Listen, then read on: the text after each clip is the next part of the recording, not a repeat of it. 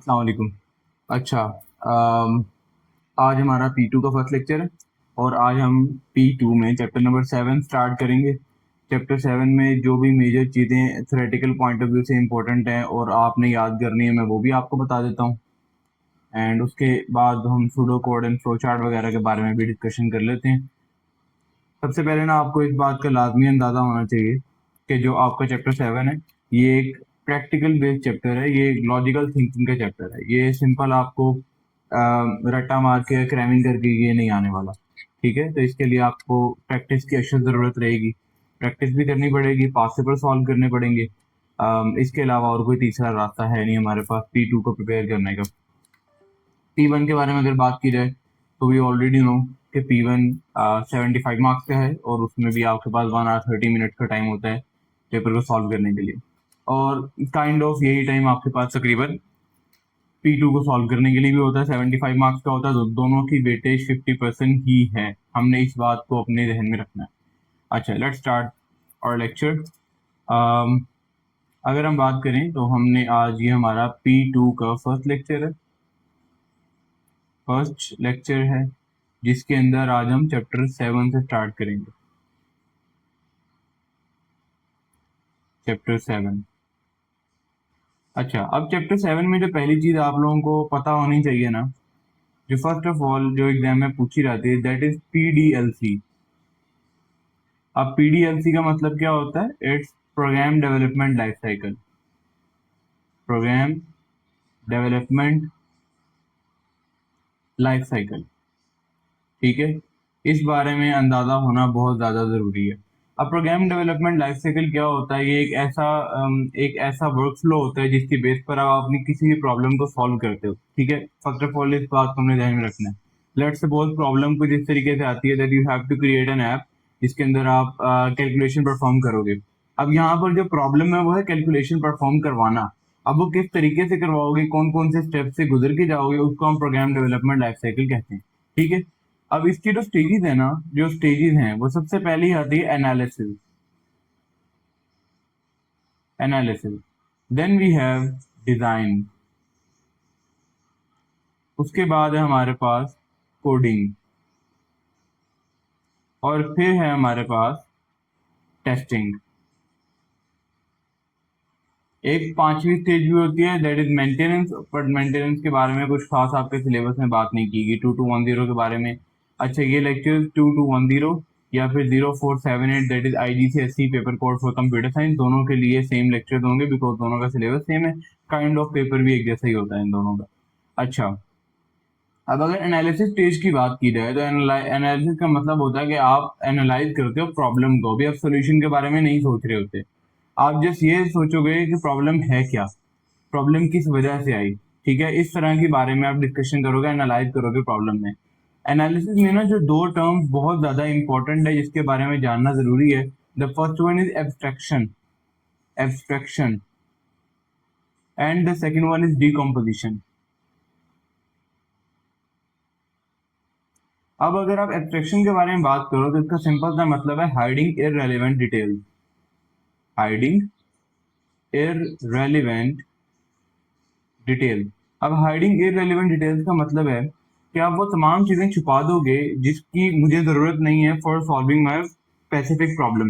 Example के तौर पे अगर आप गूगल मैप्स की ऐप बनाना चाह रहे हो तो, और आपका मेन मकसद ये नहीं कि आपने तमाम बिल्डिंग्स के कोऑर्डिनेट्स को शो करना है, उनके नाम शो करना है, आपको बस एक ऐसी ऐप बनानी है जो आपको पॉइंट ए से लेके पॉइंट बी तक का रास्ता बता दे। ठीक है, तो इसमें ना रोड की डिटेल इनफ है, मोर देन इनफ है। आपको जरूरी नहीं है आप बताओ कि यार आप अभी KFC के पास से गुजर रहे हो, इसका कोऑर्डिनेट एक्स एक्सिस पे ये बनता है, वाई एक्सिस पे ये बनता है, लॉन्गिट्यूड पे वैल्यू ये है, लैटिट्यूड पे वैल्यू ये है। जबकि ये सारी डिटेल्स को इंक्लूड किया जा सकता है, पर हम इसको इंक्लूड नहीं करते क्योंकि इररेलेवेंट डिटेल्स है हमारे सोल्यूशन के हिसाब से। हमारा मेन फोकस होता है अपनी कोर प्रॉब्लम के ऊपर। जब आप उसको सॉल्व कर रहे हो फिर आप एक्स्ट्रा ऑप्शन को एक्सप्लोर करते हो। ठीक है, तो first of all hiding irrelevant details and decomposition. Decomposition का मतलब होता है breaking down, breaking down complex problems into smaller subtasks, complex problems into subtasks। ठीक है, breaking down complex problems into sub task. ये हमारा टोटल ओवरऑल जो दो चीजें हमने याद रखनी है एनालिसिस में वो ये हैं। इसके बाद डिजाइन वाला फेज आता है। डिजाइन में ना आपने ये पढ़ना है कि आप अब सोल्यूशन की तरफ मूव कर चुके हो, आपने प्रॉब्लम एनालाइज कर ली है, आपका समझ आ गया व्हाट्स योर प्रॉब्लम। नाउ अब आपने सोल्यूशन की तरफ मूव करना है। यू हैव टू, यस, अब आपने ना सोल्यूशन की तरफ मूव करना है and you have to solve the problem. ठीक है, लेकिन उसको आप डायरेक्टली हाई लेवल लैंग्वेज में सॉल्व नहीं करते। You have to solve the problem first of all in either pseudo code और फ्लो चार्ट और स्ट्रक्चर डायग्राम, इसके बारे में बात करते हैं। देन कोडिंग, कोडिंग का मेन मकसद यही होता है कि आप अपने डिजाइन को हाई लेवल लैंग्वेज में कन्वर्ट कर देते हो। अपना जो भी सोल्यूशन है उसको हाई लेवल लैंग्वेज में कन्वर्ट कर देते हो, सिर्फ इतनी सी बात है। टेस्टिंग होता है कि आप दो किस्म के टेस्ट करते हो, आइदर यूनिट टेस्टिंग और इंटीग्रेशन टेस्टिंग। दोनों का मेन मकसद सिर्फ इतना सा होता है, दोनों का मेन मकसद इतना है कि आप यूनिट टेस्टिंग का मेन मतलब होता है कि अगर आपने एक मॉड्यूल बनाया या एक फंक्शन बनाया, लेट्स सपोज कैलकुलेटर ऐप बना रहे थे and you just have created addition function, तो अब आप क्या करोगे, आप एडिशन के बारे में जितनी भी बात है, मतलब एडिशन वाला आप एक मॉड्यूल बना चुके हो ना, you have to test that module, तो वो यूनिट टेस्टिंग कहलाएगा। अब कल को जाके आपने कैलकुलेटर की कंप्लीट ऐप बना ली, अब आप चाहते हो कि यार सेपरेटली सारे मॉड्यूल आपस में सही तरह काम कर रहे थे, now I have to test all the module कि अगर ये इंटीग्रेट कर दिए जाए साथ में एक ऐप के अंदर तो क्या है, सही काम करेंगे या नहीं करेंगे। उसको हम इंटीग्रेशन टेस्टिंग कहते हैं। तो टेस्टिंग में आपके लिए बस ये जानना जरूरी है कि आप अपने हाई लेवल लैंग्वेज जो भी आपने कोड लिखा है उसको रन करते हो, उसको टेस्ट करते हो, ताकि आपको अंदाजा हो जाए कि ये उस तरीके से काम कर रहा है जिस तरह मैंने इसको डिजाइन किया था या नहीं। इसको टेस्ट कहलाता है। अब आपने नोट किया मैंने डिजाइन का फेज ना खाली छोड़ दिया यहाँ पे। डिजाइन का फेज खाली छोड़ने का मेन मकसद ये है बिकॉज पूरा चैप्टर हमारा डिजाइन के ऊपर ही बेस कर रहा है। ठीक है, तो डिजाइन के लिए हमें प्रॉपर टाइम चाहिए। अब अगर आप डिजाइन की बात करो, डिजाइन में ना आपके पास थ्री अप्रोचेज हैं, अप्रोचेज तीन है आपके पास। अब वो कौन कौन से अप्रोचेज हैं? First of all you have pseudo code. Pseudo code जिससे बच्चों की बहुत ज्यादा जान जाती है, लेकिन इंशाल्लाह हम इसको ऐसे कवर करेंगे कि जिंदगी में कभी परेशान नहीं करेगा आपको दोबारा। सूडो कोड के बाद हमारे पास नेक्स्ट चीज आती है that is flow chart. Flow charts के बारे में भी क्वेश्चन आते हैं और पहले हम ये प्रिपेयर करेंगे, then we will move towards pseudo code. And उसके बाद हमारे पास जो अगली चीज आती है दैट इज स्ट्रक्चर डायग्राम। अब स्ट्रक्चर डायग्राम्स के बारे में ना आपके टेबल में या आपके सिलेबस में कोई ऐसे बहुत ही खास ओवरऑल आपको इन डेप्थ नॉलेज नहीं दिया गया स्ट्रक्चर डायग्राम के बारे में। तो हम भी इसके बारे में तो बहुत ही इन डेप्थ नहीं पढ़ने वाले। हम सिर्फ उतना पढ़ेंगे जितना आपके सिलेबस के लिए इन्वॉल्व है, जितना हमें उसके लिए चाहिए। ठीक है, तो अगर हम स्ट्रक्चर डायग्राम की बात करें, first of all structure diagram को वाइंड अप करते हैं बिकॉज छोटा सा ये ज्यादा बड़ा है नहीं स्ट्रक्चर डायग्राम आपके सिलेबस में। तो इसको वाइंड अप करने के बाद हम अपने डिटेल टॉपिक की तरफ जाएंगे that will be pseudo code and flow chart. ठीक है, तो मैं ये फर्स्ट वीडियो हमारी प्लेलिस्ट की, इसके बाद ये प्लेलिस्ट में कंप्लीट करूंगा P2 की, स्पेशली फॉर सूडो कोड। मतलब चैप्टर 7 चैप्टर 8 की एक प्लेलिस्ट होगी, फिर चैप्टर 9 और 10 की एक अलग प्लेलिस्ट होगी। इससे आपका पूरा P2 कवर हो जाएगा। Then we will move towards और ईयरली पास पेपर्स और टॉपिकल पास पेपर्स, उसकी एक अलग से प्लेलिस्ट बना लेंगे। अच्छा जी, स्ट्रक्चर डायग्राम की बात कर रहे थे। स्ट्रक्चर डायग्राम, अब स्ट्रक्चर डायग्राम क्या होता है इसके बारे में जो फर्स्ट कीवर्ड आपने याद रखना है दैट इज कि ये टॉप डाउन डिजाइन होता है। Top down design. Now what is meant by top down design? Top down design का मतलब है आपका सॉल्यूशन ऊपर से बनना स्टार्ट होता है एंड आप नीचे जाते जाते एक्सपैंड कर जाते हो। यानी in simple word structure diagram एक ऐसी चीज है कि आपके पास एक ऊपर मॉड्यूल है बड़ा, now you will move towards downward, you will move downward, और आप हर मॉड्यूल को ब्रेक करते रहोगे अंटिल अनलेस आपका एक मॉड्यूल एक टास्क परफॉर्म ना कर रहा हो। ठीक है, you are going to create calculator app. ठीक है, अब ऐप में ओवरऑल 5 फंक्शन हैं, plus minus multiply divide and let's suppose reminder का फंक्शन है या परसेंटेज का फंक्शन है फॉर एग्जांपल। ये ओवरऑल एक ऐप है, ये सबसे ऊपर मॉड्यूल होगा। उसके बाद आप एडिशन, सब्ट्रैक्शन, मल्टीप्लिकेशन, डिवीजन को अलग अलग मॉड्यूल में ब्रेक डाउन कर दोगे, देखिए एक्सपैंड हो गया, ऊपर से नीचे की तरफ एक्सपैंड हो गया। उसके बाद एडिशन का मॉड्यूल अलग हो जाएगा, सब्ट्रैक्शन के अब मजीद एक्सपैंड कर दूंगा कि यार मैं कहूंगा एडिशन में मैंने दो वैल्यूज की इनपुट लेनी है तो आप इनपुट ले लोगे। देन आपने सब्ट्रैक्शन में भी इनपुट लेनी पड़ेगी। तो इस तरीके से आप अपने मॉड्यूल को ब्रेक डाउन करते रहोगे, जिस तरह नीचे रहोगे उस तरह आपने ब्रेक डाउन करते जाना है। ठीक है, तो आपको मैं एक छोटी सी स्ट्रक्चर डायग्राम की एग्जांपल आसान से समझा देता हूँ। लेट्स सपोज आपने एक कैलकुलेटर ऐप बनानी है।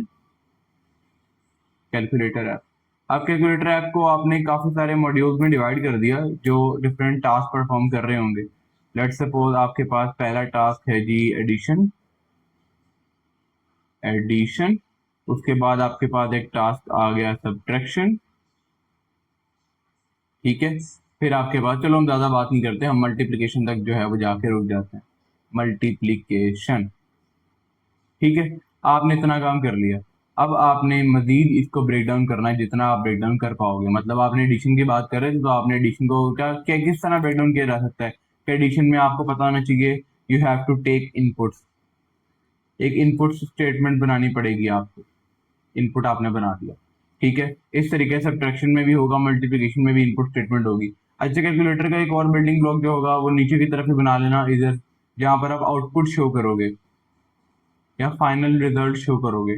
तो it would be also a module जिसमें आप फाइनल सॉल्यूशन अपना रिप्रेजेंट करोगे, आप फाइनल रिजल्ट शो करोगे।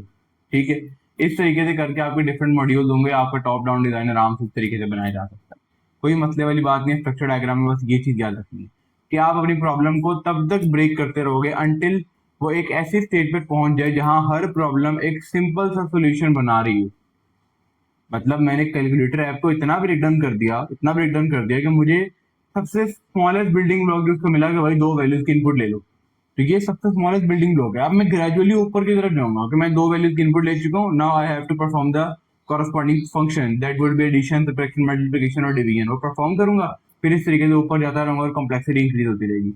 लेकिन आप नोट कर रहे हो कि मैंने ऊपर से ऐप बनाना स्टार्ट नहीं की। मैंने कैलकुलेटर की पहले यूआई नहीं बनाया उस पर, सारे फंक्शन एक साथ नहीं बनाए, पहले एक बिल्डिंग ब्लॉक पकड़ा, उसके ऊपर बात की। ठीक है, यहाँ पर ना एक और बड़ी इंपॉर्टेंट चीज आती है। एक बड़ी इंपॉर्टेंट चीज आती है, let me add a page. तो एक मिनट, हाँ, अच्छा जी, अब हमारे पास यहाँ पर एक और बड़ी इंपॉर्टेंट चीज आती है कि आप अपनी अपनी प्रॉब्लम को कब तक ब्रेक डाउन करते रहते हो। ठीक है, यानी आप ये समझ लो these should be the parts of your solution.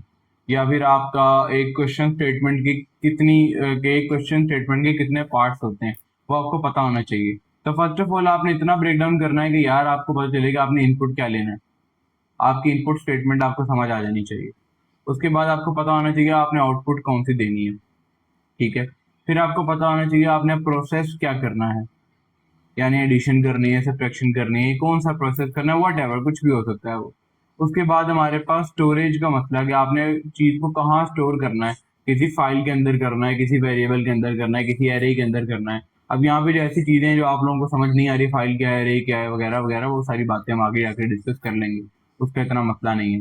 फिलहाल आपको याद ये होना चाहिए कि ये है आपकी वो क्लासिफिकेशन जिसके बारे में हमने बात की थी कि आपको पता होना चाहिए what are the building blocks of your solution.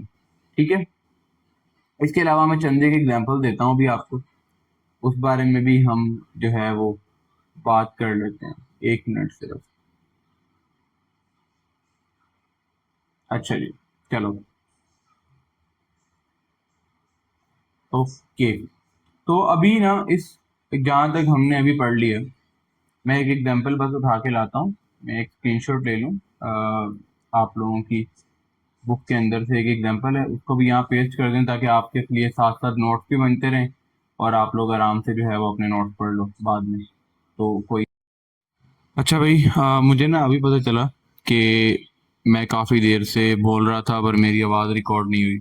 ठीक है, तो मैं एक बार रिपीट कर देता हूँ। मैंने जो बताया था, मैंने बताया ये था कि इसका ये जो हमने कंपोनेंट लिखे हैं इनका नाम होता है component parts of any computer system. ठीक है, हमने ये चीज़ याद रखनी है।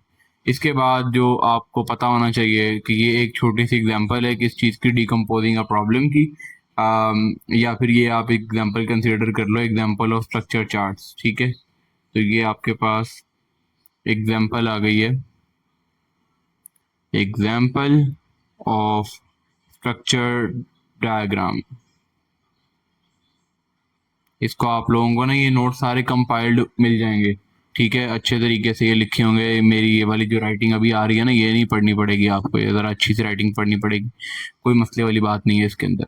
अब स्ट्रक्चर डायग्राम्स के बारे में जितनी चीज़ें आप लोगों ने याद करनी है, जितना पता होना चाहिए, दैट्स इट, इतना ही पता होना चाहिए। बाकी जो थ्योरेटिकल पॉइंट्स ऐड करने होंगे, I will be adding these points as well.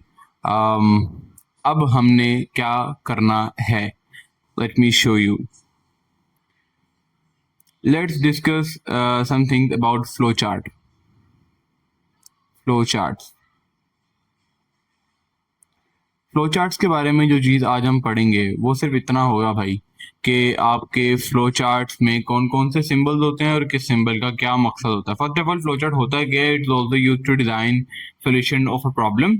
And second thing is, इसमें ना आप सॉल्यूशन को पिक्टोरियली रिप्रेजेंट करते हो या डायग्रामेटिकली रिप्रेजेंट करते हो, पिक्टोरियल रिप्रेजेंटेशन करते हो इसके अंदर आप अपने सॉल्यूशन की।